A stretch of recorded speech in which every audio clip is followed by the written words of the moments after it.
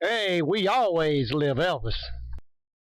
It's Mafia Kid And Teresa. hey, hope everybody's having a good week. Here it is, Hump Day.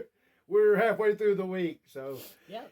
y'all got some more great viewers' questions that we're going to get to. First, let's take care of some prayers, shout outs, and then Teresa has got another February list of birthdays. Prayers are going to go out today to Dennis Spray Boy. Hope you get well soon, and we're standing behind you, man. You know that. Shout outs, I got a few, so I'm having to read them off the list.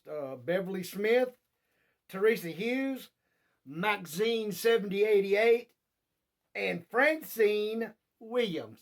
Appreciate y'all all watching. Just wanted to give y'all a shout out for supporting and watching us. Teresa? And happy birthday to Stella Marie, Bonnie Ickmus, Cheryl Wells, Alexander, Rose Marie, Silas, who is 2 years old, Wow. Dolly Moffat, Melanie Deal, and Patricia Camper Everett. And a happy heavenly birthday to Linda Carter. Y'all, happy birthday to each and every one of you. Y'all, like I said, hope y'all are having a good week. We're having a pretty good week. Things are brightening up. Getting closer to the weekend. Ready to get ready for that Super Bowl. Go Eagles! I'm looking forward to it because it'll keep you busy and out from underneath my hair and all that. I won't get aggravated. I'm giving it to your mom and daddy. Likewise. Likewise. I get a little peace. You know, you don't know the meaning of the word peace, okay? Okay, Natty77 Alexander wants to know, is it true Danny and Lisa put sugar in their Coke? Sorry. I don't know where that one come from, because that's totally false. One thing, we never drink Coke. We always drink Pepsi's 7-Up. It was Pepsi products that Grayson ordered from and always had. And Teresa will tell you today, I don't make it unless I have my Pepsi. I drink coffee once in a great while. Pepsi is my coffee. A little coffee in your a little creamer in a little coffee in your creamer. That's what you drink. Well, if that's what you want to call it. This But is coffee, no, that's like I said, totally false. I grew up on Pepsi and will die on Pepsi. You know, Teresa will tell you, until I get that first Bernie crisp. How many times is that? You know. Yeah. I do know. I don't know about Lisa Marie, but I do know that your mama put sugar in your bottle when you were a baby. Because she didn't think it tasted good, and she thought it should have sugar. Also in your baby food too, salt and pepper. And put a little sugar in my water. That's why you like sugar so much. A little sugar in my tea. Okay. All right. NC Girl 60. Did Elvis go down to the gates to greet fans often? In the early years, he did. But now, anytime he was, going out or in and out of the gates, he either would stop, say a little something to him, maybe sign an autograph or something, or he always slowed down enough to wave at him and acknowledge him. He loved it, and the majority of the time he used the front gate. I mean, he loved seeing his fans and loved them all to be down there. Unless he was coming home in a teeny tiny car. Yeah, unless he was coming home in a little tomato can Chevrolet Vega. Okay, Dolores Petrie. Do you think if Elvis lived, he would have been more private later in life? I'm taking that you mean maybe like that question we just had. Maybe not so much being around his fans or sharing. And no, I don't think he ever would have been that way. Like I said, Elvis loved his fans. He knew they're what made him, and I mean, he enjoyed it. You could tell it. I mean, you see a lot of the pictures, you see a lot of the old footage, and to me, that was, I mean, seeing that was his happiest time. So I don't think he would have been.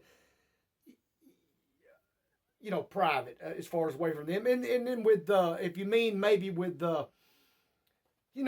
family and some people, he might have had it to where he maybe shortened the schedule, I guess you would say, of having so many out there, and maybe at certain times, and maybe them being in a certain area, maybe like sit downstairs or something, where he could have maybe come out and enjoyed Graceland more. But there again, all the way through, he always had it the way he had it. So I mean, I felt like he enjoyed it. I mean, if he didn't, he would have said something about it, and at times he did.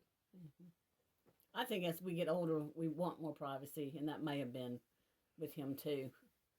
I'm not saying a recluse, but I'm just saying not as much out there as when you're getting your 80s, and Okay, I'm gonna try to say this name. But we're not Elvis Presley either. No, that's true. Elkilman 999. What did y'all do in Palm Springs when y'all were there? Well, you drove the security officers crazy. I do know that. No, that wasn't in Palm Springs. It wasn't in Palm Springs? No, I thought it was in Palm Springs. No, that was when I was a baby. Yeah. Palm Springs. That's when you didn't want to leave and you didn't want to go back to school. Right. Okay. Right. We did everything we absolutely could. You probably did. And to give you some, we went shopping. We went dune buggy riding. We loved staying at the Palm Springs house. We had the pool, the jacuzzi, hot tub. Had the slot machine out there that Ann Margaret had made had given Elvis, and we just, like I said, it was a getaway, and like Teresa said, that is a true story. That last time, we come back ahead of Elvis. Actually drove back. Daddy rented the U-Haul van to drive his motorcycle back because he didn't want it shipped back. Elvis had actually bought some of the guys a vacation that last time we went to Palm Springs, and Daddy wanted to take his with him, so me, him, and Mama drove. But when I found out we was getting ready to go home, I was like, now's not the time. I was like, well, we got to get back to schools. School's going to be starting, and and I'm thinking, heck with school, we got this, So, but we had some fantastic times out in Palm Springs. Okay, S.A. Sunshine. I want to know when you and Teresa got married and how long you have been married. Woo! We got married in March 2006. And we've been married, let's see, this March it'll be 19 years that we've been married. Yes. Yeah. 19 years. Yeah, 2026. I'm glad you got that right. 2026 will be 20 years. What do you mean, huh? I just can't believe I put up with that long. Well, no, y'all, it was, It's almost 20 years. Pretty close. Yeah. Pretty close. Yeah. Getting there. Yeah, I can't believe. I mean, but you. Are you going to be poor, pitiful me? Poor, pitiful. Oh, so sad. Little fella. He just wants me to baby talk to him. Okay, Hold up right there, though.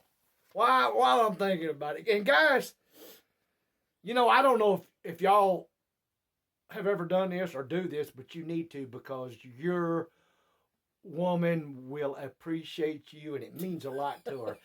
I called Teresa in this morning and told her, I said, look, and she says, what? And I said, look, just think about it. You're one lucky woman. Guys, tell that to your lady sometime, and I promise they'll you. laugh. They'll be all just in awe. Yeah, do it. Find out what they say. Okay, on the go with Flo. Where did Elvis keep his planes?